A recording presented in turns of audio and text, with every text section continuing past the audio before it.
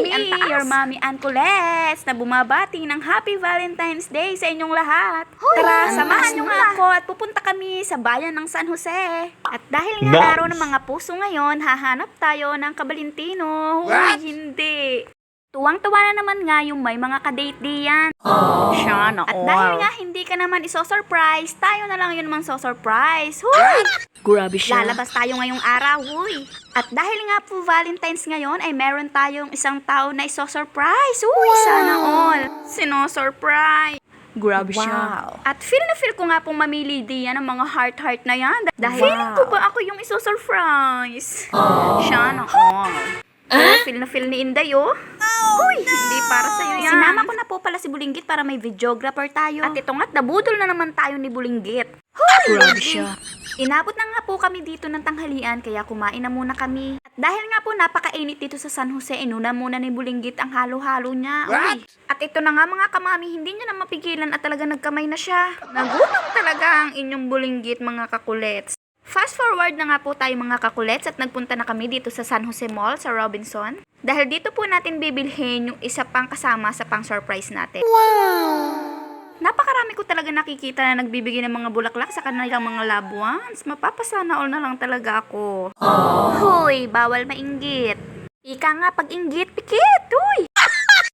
Umorder na nga po ako dyan ng pizza para sa aming iso-surprise. And guess what? Napakaganda talaga dito, guys. Wow. And ayan, nag-aura-aura na si Bulinggit. Napaka-elegant talaga ng ayos nila kahit maliit lang siya. And ayan, nakita ko nga yung aking kumaring Michelle.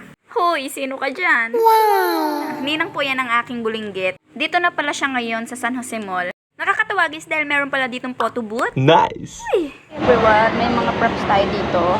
So, wow! Ganda.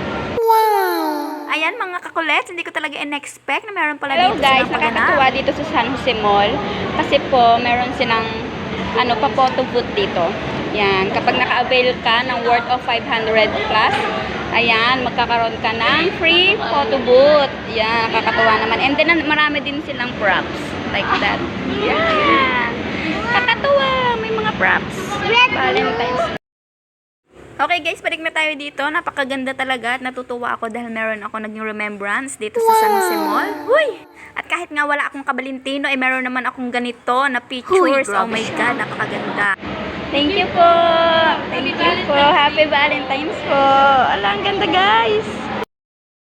Fast forward na nga po tayo mga kakulets. Huy! Pupunta tayo sa ating isa-surprise. Let's go. Samahan niyo ko. Okay guys, pupuntahan na po natin yung ating isa-surprise ngayong araw. At dahil nga po Valentine's Day, may nag-request po sa atin na aking malapit na kaibigan at kumare na isa-surprise daw po yung kanyang mahal na nanay ngayong Valentine's Day. Ayan. Actually guys, pinadalhan niya po ako ng pambili ng food ni nanay dahil favorite daw po niya yung mga to.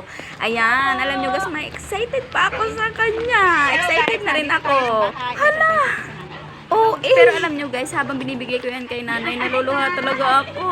Ay, si OA.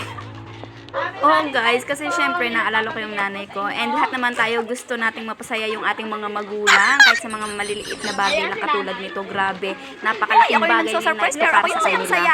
Napakasaya ni nanay. Pati ako masaya. Hala, OA ko. Nakakatawa kasi yung ganitong mga eksena na talagang sila yung nasa-surprise. And gulat na gulat talaga si nanay sa pagdating ko. Maring Angie, ayan. Wow! Okay, yan po ang kanyang surprise ngayong Valentine. Nakakatuwa talaga dahil yan talagang favorite daw ni nanay. Ano po masasabi mo? Maraming salamat. Naiiyak na talaga dyan si nanay. Kasama nyo dito? Maubos nyo po yan? Maubos baga ito. Maubos nyo ba yan? Maraming salamat anak. Sus. Ay magandang mo, pinalaala mo, pinahirap. Baka siya yung kumari mo, isipin mo. Hala hoy, okay lang po. At saka wala ko nag-isip na darating ang ganitong kinain na to. Kaya nga po, surprise! Surprise po yan sa inyo. Yan So, paano mga kakulets? Happy Valentine's to all. Bye!